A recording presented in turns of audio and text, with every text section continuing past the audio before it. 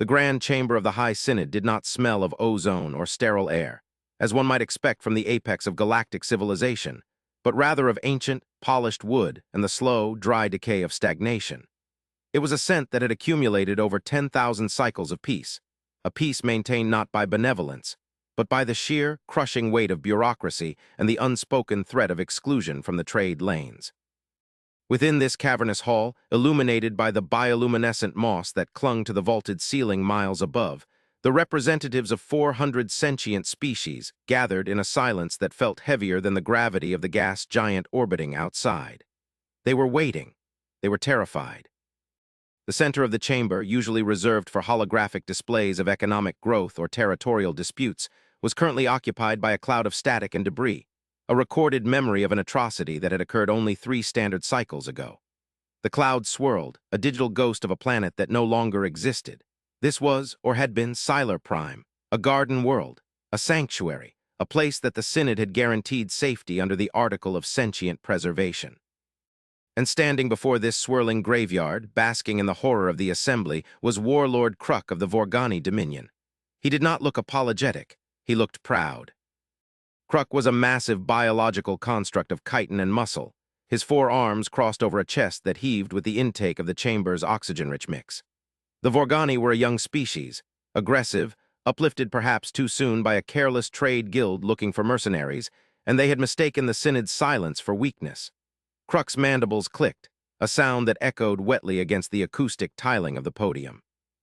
He surveyed the High Counselors, the tall, slender Ethelguard with their translucent skin, the robotic, hive-minded Cordy, the aquatic, tank-bound Hydrus, and he saw only prey. He did not understand the true nature of the galaxy. He did not understand that there were old things in the dark, things that the Synod left alone not out of ignorance, but out of a terrified respect. Kruk gestured to the cloud of dust that used to be a world of 5 billion souls. "We have done what you lacked the stomach to do," Kruk boomed, his voice amplified by the translation mic, turning his guttural clicks into the smooth, diplomatic trade tongue, though the malice remained. "The Sylar were a drain on the sector's resources. They produced nothing. They offered nothing. They sat on a world rich in duranium and sang songs to their moons. We have claimed it. The debris field will be harvested. The Vorgani Dominion demands recognition of this conquest." High Counselor Thel, the eldest of the Ethelguard, felt a cold knot tighten in his primary stomach. He was old enough to remember the stories his broodsire had told him, stories that were not written in the public archives. He looked down at Kruk from the raised dais, his large, violet eyes narrowing not in anger, but in a profound, pitying fear. It was not fear of the Vorgani. The Vorgani were pests, a localized infection that the Synod could sterilize with a single blockade if they chose. No, Thel feared what the Vorgani had unknowingly touched. The Sylar had been a protectorate, not of the Synod. The Synod had merely recognized their neutrality. The Sylar were a pet project, a garden kept by a gardener who had not been seen in the galactic courts for 1,000 years.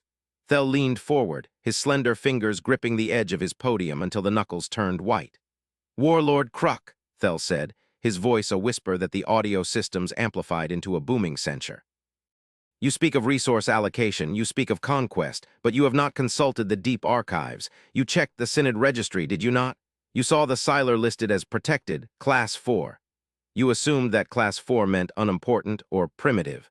You did not ask who held the protection charter." Kruk laughed, a harsh, grating sound. "We care not for your bureaucratic riddles, old one. The Sylar had no fleet. They had no orbital defenses. They died in minutes. If they had a protector, this protector is weak.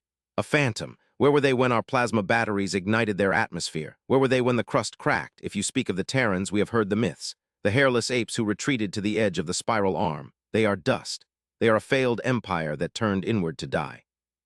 We do not fear ghosts." A ripple of unease went through the chamber. The word Terran had been spoken. It was considered gauche, almost taboo, to mention them in open session. The Terran Union had been a founding member of the Galactic Concordance, long before the Synod became the bloated governing body it was today. But the Terrans had changed. Ages ago, they had been expansionist, loud, vibrant, chaotic. Then they had encountered the Great Filter, a threat from the intergalactic void that the records were vague about, and they had survived. But the survival had changed them. They had become quiet. They had withdrawn their fleets, dismantled their trade hubs, and retreated to a sphere of influence known as the Sol Exclusion Zone. They stopped trading. They stopped debating. They simply watched.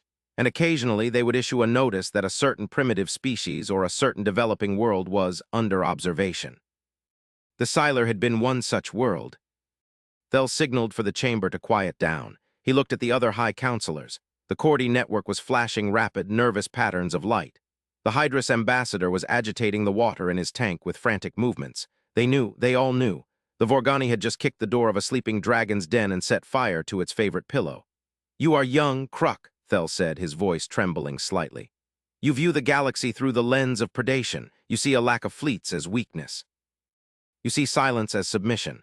The Terrans did not retreat because they were weak. They retreated because they were tired, and because they realized that their presence, their sheer technological and industrial weight, distorted the natural development of younger races. They chose to become the silent custodians. They placed the Siler under their wing not to exploit them, but to preserve a culture that had never known war. You have just extinguished a species that humanity viewed as their innocent children. You have not just committed genocide. You have insulted the architects of this galaxy's stability." "Then let them come," Kruk roared, slamming a fist onto the podium, cracking the display surface. "Let these Terrans come from their holes. The Vorgani fleet is 10,000 keels strong. We have dreadnoughts that can crack moons. We have plasma lances that burn hotter than stars. If humanity wishes to die alongside their pets, we will harvest their worlds too." The atmosphere in the room shifted instantly.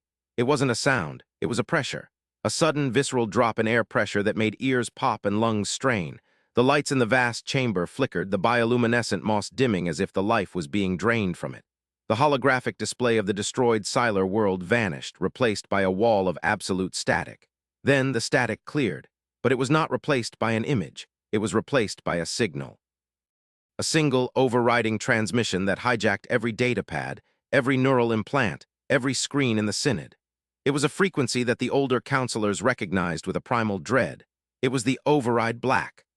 The highest level of diplomatic priority, a protocol written into the base code of the Synod's communication network millennia ago by the Terran engineers who had built it. The massive blast doors at the far end of the chamber, doors made of neutron-dense alloy that were designed to withstand a direct orbital bombardment, began to groan. They were not opening. They were vibrating.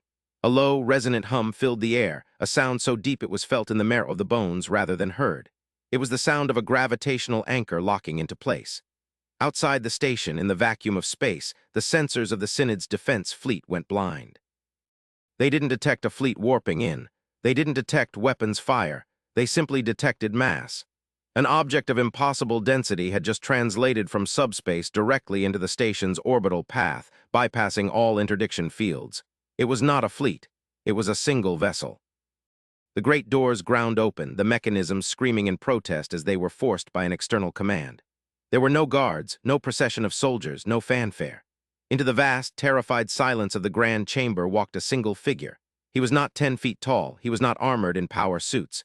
He wore a simple, tailored suit of charcoal gray fabric, cut in a style that was thousands of years old yet timeless. He was human. Average height, perhaps slightly taller than the ancient records suggested, with hair the color of steel and a face that seemed etched from granite. He walked with a gait that was neither aggressive nor hesitant. It was the walk of a man who owned the ground beneath his feet, not by conquest, but by right of existence. He carried nothing but a small, flat device in his left hand. He walked past the rows of alien delegates who shrank back as he passed. The Vorgani guards, instinctively sensing a threat, raised their plasma rifles. The human didn't break stride. He didn't look at them. He simply tapped a finger against his thigh. The plasma rifles disintegrated. They didn't explode. They simply ceased to hold molecular cohesion, dissolving into fine, metallic sand that poured through the claws of the confused warriors. The physics of the weapon dampeners in the room had been rewritten locally. The human reached the center of the room, standing next to the towering, confused form of Warlord Kruk. The contrast was stark. The massive, chitinous alien, dripping with weaponry and aggression, and the calm, unassuming human. The human looked up at High Counselor Thel. "Counselor," the human said. His voice was not amplified, yet it carried to the furthest reaches of the hall with crystal clarity, the acoustics of the room bending to accommodate him. "It has been a long time. I believe the last time a Terran stood here, we were discussing the containment of the necrotic stars in the Perseus arm." Thel bowed his head, a gesture of supreme submission that shocked the younger races. "Ambassador Vance," Thel croaked, we did not expect you." Evidently, Vance said. He turned slowly to look at Kruk. The movement was fluid, predatory in its economy. Vance's eyes were dark, devoid of the hatred Kruk expected. Instead, they held a terrible, cold curiosity, like a scientist observing a cancerous cell under a microscope. "You are Kruk," Vance stated. It wasn't a question. "I am Warlord Kruk, Scourge of the Outer Rim, Conqueror of." "Quiet," Vance said softly. Kruk's mouth snapped shut. He tried to speak, to roar, but his vocal cords refused to obey. His neural pathways simply did not transmit the command. He clawed at his throat in panic. "I'm not here to trade insults, nor to hear your resume of violence," Vance continued, turning back to the assembly. "The Terran Union has maintained the silence for 3,000 years. We did so because we believed that the galaxy needed to grow without our shadow cast over it. We believed that if we stepped back, the Synod would mature. We believed that you would uphold the basic tenets of sentient rights." Vance paused, his gaze sweeping the room. "We were wrong." He raised the small device in his hand. A holographic projection sprang to life, massive and incredibly detailed. It was Sylar Prime, moments before the Vorgani attack. "The Vorgani claimed they destroyed the Sylar because they were weak, because they had no value." Vance tapped the device. The image zoomed in, bypassing the clouds, going down to the surface, into a small village where Sylar elders were teaching their young to weave songs from light. The Sylar were not primitive, they were post-technological. They had transcended the need for industry. They were philosophers of the highest order, studying the nature of consciousness. They were under our protection because they were the only species in this sector that had potential to evolve into a level 6 civilization, beings of pure energy. We were nurturing them. The image shifted. It showed the Vorgani ships raining fire. It showed the cities burning. It showed the Sylar dying. The audio was not muted. The screams filled the grand chamber, high-pitched, terrifying, heartbreaking. The counselors flinched. Some looked away. Vance did not. He watched the footage with a stoic, unreadable expression. "When you attacked," Vance said, his voice dropping an octave, becoming a rumble of thunder, "you did not just kill a species. You severed a timeline. You destroyed a future that was beautiful." He turned to Kruk, who was still clawing at his throat, sweat slicking his chitin. "You thought we were not watching. You thought because we did not send a fleet to intercept you, we were unaware. But you misunderstand the nature of humanity. We do not need to be present to witness. We are woven into the fabric of the network you use. We are in the sensors you rely on. We saw it all. We felt it all. Every death. 5,200,604,312 lives. We heard the final thought of every single one." Vance stepped closer to Kruk, looking up into the alien's terrified eyes. "You called us a monster. You said you woke us. You are correct. But you are mistaken about the nature of the beast. We are not a monster of rage. We are a monster of memory. We do not forget.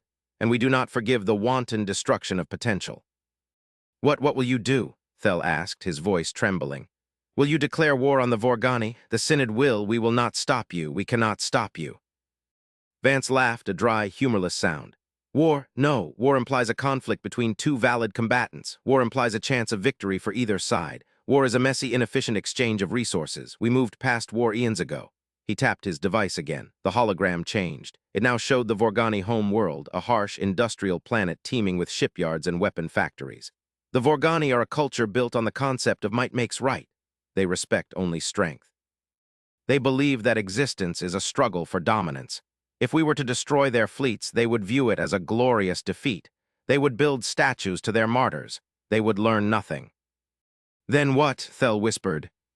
"We are going to erase them," Vance said simply. A gasp went through the room. "Genocide?" A Hydrus representative bubbled. "You would commit the very crime you condemn." "No," Vance corrected gently. "I said erase, not kill. We are not butchers. We are librarians. And when a book is filled with nothing but hate and errors, we do not burn it. We file it away where it can no longer infect the rest of the library." Vance turned to the projection of the Vorgani home world. "At this moment, the Mnemosyne, the vessel I arrived on, has deployed a localized quantum dampening field around the entirety of Vorgani space. It is a technology we developed to contain supernova breaches. We have repurposed it." "What does it do?" Kruk managed to gasp, the paralysis momentarily lifting to allow him this final question. "It separates you," Vance said. "As of 3 minutes ago, the Vorgani Dominion has been disconnected from the hyperspatial network. Your warp drives will no longer function. The physics of superluminal travel will simply cease to apply within your borders." Your communication arrays will receive only static. You are locked in your own system. The stars will go out for you. You will see nothing but the void. Vance walked around the paralyzed warlord. But that is only the physical containment. The true erasure is cultural. Our AIs are currently scrubbing the Vorgani from the galactic datanets. Every trade agreement, every historical record, every map that bears your name is being deleted. Your bank accounts are zeroed.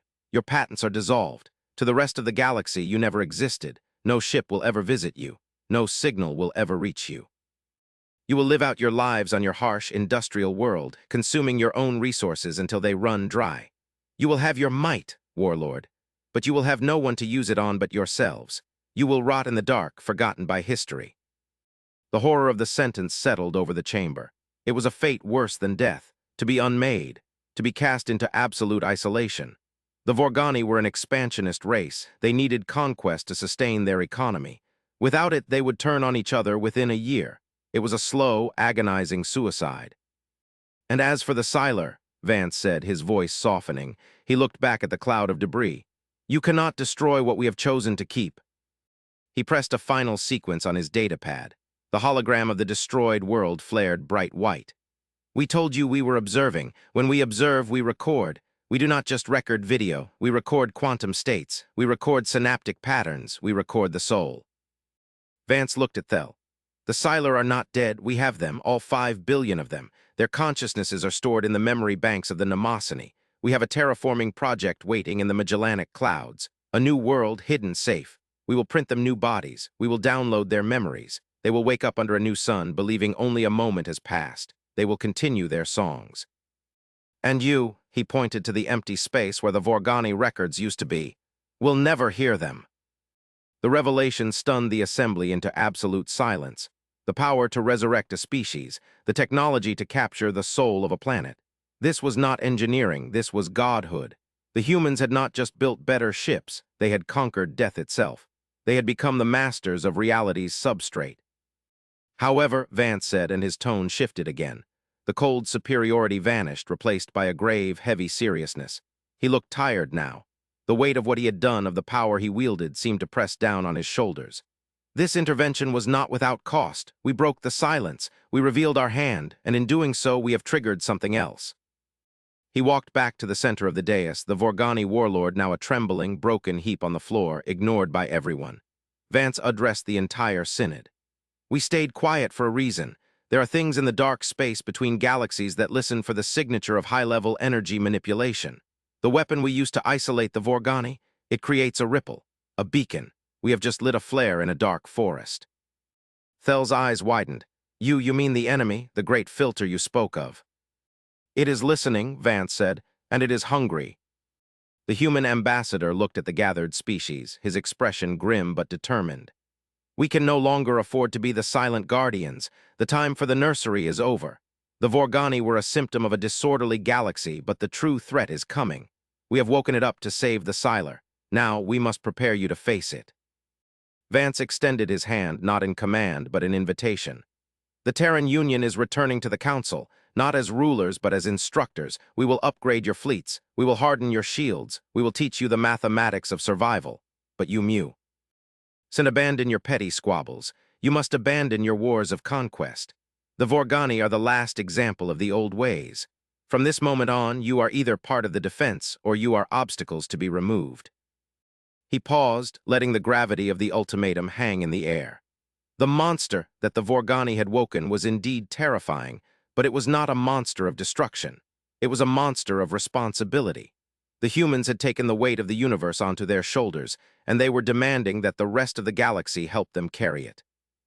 The Siler live, Vance said quietly. The Vorgani are gone. Now we must ensure that the rest of you survive the night. The session is adjourned. My engineers will arrive in 1 hour to begin the retrofitting of your orbital defenses. Do not be late. Vance turned and walked back toward the massive doors, the silence of the chamber unbroken save for the weeping of the Vorgani warlord. The humans were back, and the galaxy had changed forever. The quiet that followed Vance's departure was not the silence of peace. It was the silence of a vacuum, rushing to be filled by a chaotic storm of realization. High Counselor Thel remained frozen on his dais, his violet eyes fixed on the empty space where the human had stood. The reality of what had just occurred was slowly metabolizing in his ancient mind. The Vorgani, a military powerhouse that had terrorized the outer sectors for 2 centuries, had been neutralized in under 10 minutes. Not a single shot fired, no fleet battles, just a man in a gray suit and a localized rewriting of the laws of physics. Thel looked down at his display. He tried to search for the Vorgani trade routes purely out of a reflex to verify the impossible. File not found. He searched for the history of the Vorgani uplift. Data corrupted. He searched for the star charts of the Vorgani home system. The map showed a black void. It was as if a cosmic eraser had simply rubbed them out of existence. The chill that ran through Thel's hydrostatic veins was absolute. The humans hadn't just defeated an enemy. They had curated the timeline. Counselor, whispered Ambassador Alara of the Lyran Commonwealth, a species known for their empathy and diplomacy. She was trembling, her fur standing on end. Did he say they caught the souls? Thel looked at her. He did. That is necromancy. That is divinity, Alara stammered. If they can do that, if they can pull consciousness from the fire of a dying world, then what are they? What have they become in the dark? They became what they needed to be, Thel murmured, a realization dawning on him. We always thought the Terrans left because they were arrogant, but perhaps they left because they were afraid of what they could do to us. The chamber began to erupt into low murmurs, the shock wearing off and replaced by a frantic need for action. The other delegates were checking their own systems, confirming the erasure of the Vorgani. Panic was beginning to set in. If the humans could delete the Vorgani, they could delete anyone. The Ethelgard, the Hydrus, the Cordi, all of them existed only by the sufferance of the Terran Union. We must convene a closed session, the Cordi representative buzzed, its mechanical voice synthesizer clicking rapidly. We must analyze the threat. This erasure technology represents an existential risk to all sovereign states. We must develop countermeasures. Thel slammed his hand on the podium, the sound cracking like a whip. You fool, he shouted, his voice cracking with a rare display of emotion. Did you not listen? Did you not hear the man? He didn't come here to conquer us. He came here to save us from ourselves because something worse is coming. He is a despot, the Cordi argued. He unilaterally decided the fate of a species. He unilaterally decided that genocide is not a valid political tool, Thel retorted. And he proved that death is not the end, provided you are under their protection. Do you not see? The Vorgani killed the Siler. The humans undid it. They reversed the irreversible. You want to build countermeasures against a species that treats death like a data storage error? Go ahead. I will not join you in that suicide. Thel descended from the podium, his robes trailing behind him. I am going to the docking bay. I am going to welcome the Terran engineers, and I suggest you all do the same, because if the humans are scared of this enemy in the dark, then we should be terrified. The transition from the frantic political theater of the Synod to the interior of the Terran vessel Mnemosyne was jarring.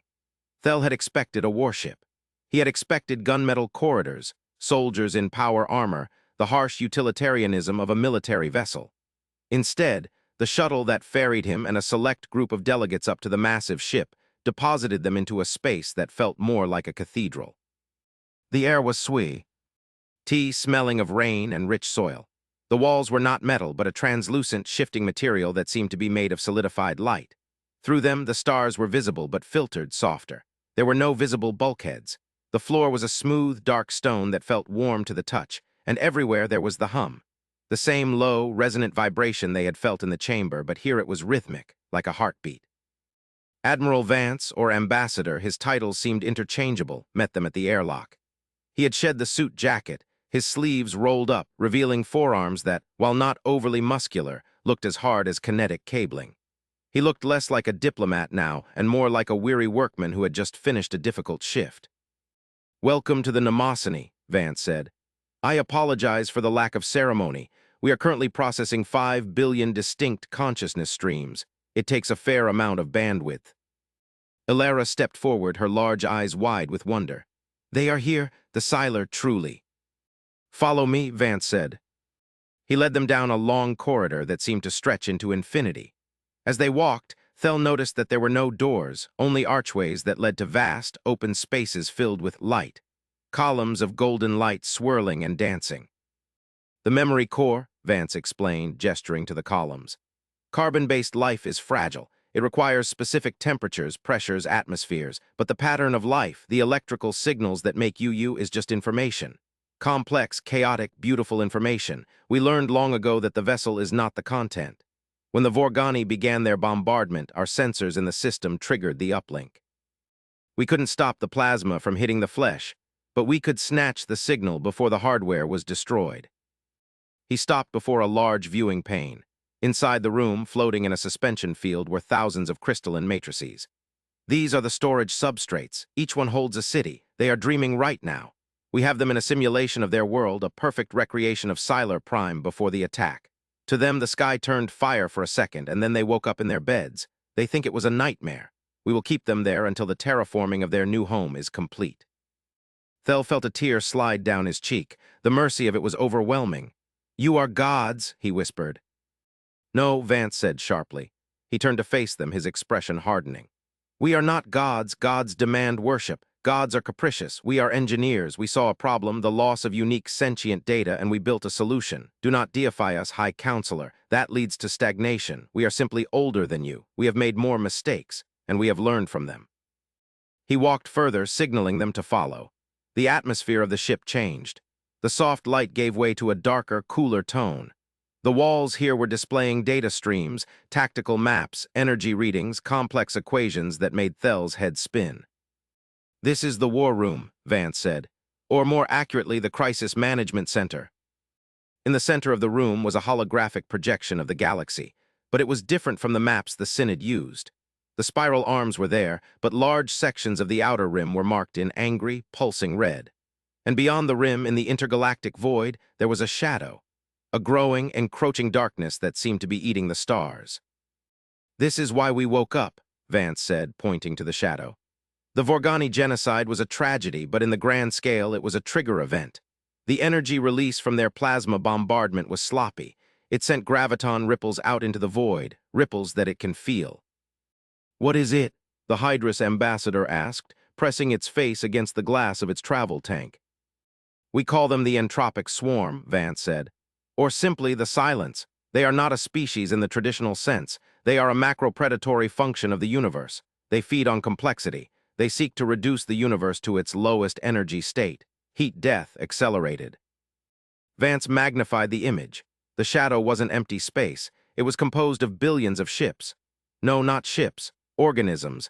Massive, void-born entities that consumed stars and left nothing but cold iron and dust. "They have been dormant for eons, drifting in the void between galaxies," Vance explained. "We fought them once 10,000 years ago. That was the great filter our history speaks of. We barely won. We burned half our sector to stop them. That is why we retreated. We needed to rebuild, to prepare, to watch. We hoped they would starve in the dark." "But the Vorgani woke them," Sel concluded. "The Vorgani rang the dinner bell," Vance corrected. "The sudden, chaotic release of death energy, the psychic scream of 5 billion souls dying in terror. It acts like a beacon to the swarm. They are drawn to high-entropy events. They are changing course. They are coming here." The holographic map showed a trajectory, a red arrow piercing the heart of the galaxy. It pointed straight toward the Synod worlds. "How long?" Thel asked. 6 months, Vance said, "maybe less." The silence in the war room was heavy. The squabbles of the Synod, the trade disputes, the border skirmishes, they all seemed infinitely petty now. "Can you stop them?" Ilera asked. "Alone, no," Vance said. "We are powerful, yes. We can erase a primitive empire like the Vorgani, but the swarm is a force of nature. It is a tidal wave. You cannot erase the ocean. You have to build a seawall." Vance placed his hands on the console. "We need the Synod. We need your industrial capacity. We need your fleets. We need your bodies. The Terran Union has the technology, the blueprints, the strategy. But we do not have the numbers. We are few. Our population never recovered from the First War. We are a species of caretakers, not a swarm." He looked at the delegates, his eyes burning with intensity. "This is the alliance I spoke of. We will give you the weapons. We will upgrade your shields to withstand their entropy fields. We will teach you how to fight in the dark. But you must be the ones to hold the line. We will be the spear, but you must be the shield." Thel looked at the map. He saw the red tide approaching his home, his children, his history. He realized that the monster the Vorgani woke was not the Terrans. The Terrans were the monster's jailers, and the jailers were asking for help. We accept, Thel said, his voice firm. The Ethelgard fleet is yours to command, Admiral. The Lyran Commonwealth stands with you, Alara added. The Hydrus we will fight, the aquatic ambassador agreed. Vance nodded. A rare, genuine smile touched his lips. Good, then let us begin. The first step is to mobilize the Vorgani industrial sectors. But you erased them, Thel said, confused. We erased their leadership. We erased their identity, Vance said. But the factories remain. The shipyards remain, and the workers, they are currently confused, isolated, and terrified. We will offer them a choice. Work for the salvation of the galaxy and earn their place back in history, or fade away. I suspect they will choose to work. Vance tapped a command on the console. The red sections of the map were overlaid with blue markers, Terran defense grids, projected fleet movements, logistical supply lines.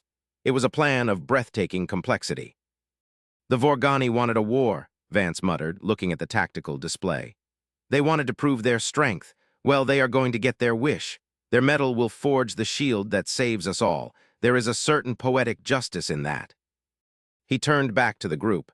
Go back to your people. Tell them the truth. Tell them the monsters are coming, and tell them that humanity is no longer sleeping. The weeks that followed were a blur of impossible activity. The galaxy, previously a slow-moving beast of bureaucracy, was galvanized into a frenzy of industry. Terran instruction vessels appeared over every major shipyard in the Synod. They were sleek silver needles that dropped data shunts into the local networks, uploading schematics that were centuries ahead of anything the Synod scientists had ever dreamed of. Hyperdense alloy casting, zero-point energy reactors, phase-shift shielding. The gifts of the Terrans flowed like water, transforming the disparate, squabbling fleets of the Synod into a unified war machine. Thel watched it all from his office on the high station. He saw Ethelgard cruisers being fitted with Terran lance batteries. He saw Cordy drone swarms being reprogrammed with human swarm tactics algorithms. He saw the integration of 1,000 species into a single purpose. But amidst the preparation, there was a cultural shift. The Terran philosophy began to spread. It wasn't just about weapons, it was about the why. The Terrans didn't fight for glory, they didn't fight for territory, they fought for continuity. The concept of the library became central. The idea that every species was a unique book and the loss of one was a crime against existence. The Vorgani, broken and isolated, were given the offer Vance had promised. A Terran avatar appeared on every screen in their dark, silent world. It offered them a path to redemption. Build the hulls for the new fleet. Mine the ore. Process the fuel. Do this and the static would be lifted. Do this and they would be remembered not as the murderers of the Siler, but as the forge masters of the great defense. They accepted. They had no choice, but they also had a newfound respect. They had been beaten not by force, but by a superior will. They threw themselves into the work with a fanatical zeal, driven by the desire to prove they were not just errors to be erased. 6 months later, the G of the galaxy. The combined fleet of the Galactic Alliance hovered in the void. It was the largest gathering of ships in recorded history. Millions of vessels, ranging from small strike fighters to the colossal Terran dreadnoughts, which anchored the formation like mountains of steel. On the bridge of the Mnemosyne, Admiral Vance stood watching the deep range sensors. High Counselor Thel stood beside him. The Ethelgard had been given the honor of coordinating the logistics of the fleet. They are here, Vance said softly. The darkness of the intergalactic void seemed to ripple. It wasn't stars blinking out. It was a physical darkness moving against the background of the universe. The entropic swarm. They didn't come out of hyperspace. They didn't use warp drives. They simply slid into reality, tearing the fabric of space as they came. They were nightmare shapes, biomechanical leviathans the size of moons, surrounded by clouds of smaller, jagged interceptors that moved like a cloud of locusts. They emitted a noise that bled through the comms, a screeching static of pure hatred. Shields up, Vance ordered. Lock formation, hold the line. The battle that ensued was not like the skirmishes of the Synod. It was a war of gods. The swarm fired beams of antimatter that unmade whatever they touched. The Alliance responded with the fury of a galaxy united. Terran lance beams, bright and surgical, sliced through the swarm leviathans. Ethelgard cruisers, their shields glowing with Terran tech, absorbed hits that would have vaporized them months ago, returning fire with plasma torpedoes. Thel watched the tactical display, his heart pounding. It was chaos, but it was controlled chaos. The Terran battle net was linking every ship, every pilot, every gunner. They were moving as one organism. Left flank is buckling, Vance noted, his voice calm. Hydra sector, swarm adaptation detected. They are modulating their frequencies. Send the reserves, Thel asked. No, Vance said. Send the ghosts. The ghosts? Vance tapped a key. Deploy the Siler. Thel froze, but they are data. They have no bodies. They don't need bodies to fight in the network, Vance said. On the tactical map, a new signal appeared. It wasn't a fleet. It was a digital surge. The Siler, the species of philosophers and singers, had been integrated into the Alliance's electronic warfare suite. They poured into the swarm's hive-mind connection. They didn't attack with viruses. They attacked with logic. They attacked with art. They projected complex, beautiful, paradoxical data streams into the swarm's consciousness. The swarm, creatures of pure entropy and chaos, choked on the beauty. Their formation faltered. The screeching static was replaced by a digital harmony, the song of the Siler, sung from the grave, weaponized against the darkness. They are confused, Vance said. Now all fleets, fire at will, target the central nodes. The galaxy lit up. A wall of coherent light, plasma, and kinetic rounds slammed into the disorganized swarm. The Leviathans shattered. The darkness broke. It lasted for hours or perhaps days. Time seemed to lose meaning, but when the smoke cleared, the swarm was retreating. They were not destroyed. You cannot destroy entropy, but they were pushed back. They had tasted the fire of a united galaxy, and they had found it too hot to swallow. They slipped back into the dark void, bleeding and broken. The cheer that went up across the fleet was not a sound. It was a psychic event. Billions of beings screaming in triumph. Vance slumped against the console, wiping sweat from his brow. He looked at Thel. We did it. We did it, Thel agreed. The Vorgani forged the steel, the Siler provided the spirit, and the Terrans, you showed us how to hold it. The aftermath was a time of rebuilding, but it was a happy work. The threat was gone, for now. The Vorgani were slowly reintegrated into the community, humble and hardworking. The Siler terraforming project was completed, and the ghosts were downloaded into their new bodies, on a world hidden deep within the Terran sphere, a world that was now a holy site for the rest of the galaxy. The Synod was dissolved. In its place, the Galactic Alliance was formalized. The Terrans did not rule it. They refused the seat of Emperor. Instead, they took the role of the Keepers. They sat on the council as advisors, the old, grumpy uncles of the galaxy who would step in only if the kids started playing with matches again. 1 year after the victory, Thel stood with Vance on the observation deck of the new council station, orbiting the Siler's new home. You know, Thel said, watching the Siler ships, made of light and music dancing in the atmosphere below. The Vorgani were right about one thing. Oh, Vance asked, sipping a cup of actual synthesized coffee. They said they woke a monster, Thel smiled. Vance chuckled, and you agree. Yes, Thel said, but they were wrong, Abbo. What the monster was. They thought the monster was your fleet or your weapons. Thel looked at the human, seeing the tiredness in his eyes, but also the deep, enduring resolve. The monster is your hope, Vance. It is relentless. It devours despair. It consumes inevitability. It refuses to accept the end of things. That is the most terrifying thing in the universe. A species that looks at the heat death of the universe and says, no, I don't think so. You erase the Vorgani's hate. You erase the Siler's death. You erase the swarm's victory. Vance looked out at the stars that were safe now because humanity had decided they should be. We just don't like silence, Counselor, Vance said softly. Unless it's the quiet of a library, and we intend to keep this library open for a very long time. Thel nodded. The galaxy was loud, chaotic, and safe. And in the background, the Terrans were watching, the monster of memory, guarding the door, ensuring that no story ended before its time. Erased from the universe, Thel mused. The Vorgani tried to erase a people. You erased the concept of the end. Let's just say we edited the script, Vance winked. Come, the Siler are holding a concert. I believe the first song is dedicated to the monster. And together, the alien and the human walked back into the light, leaving the darkness behind them, forgotten, erased, and conquered by the indomitable will of the species that refused to let the lights go out.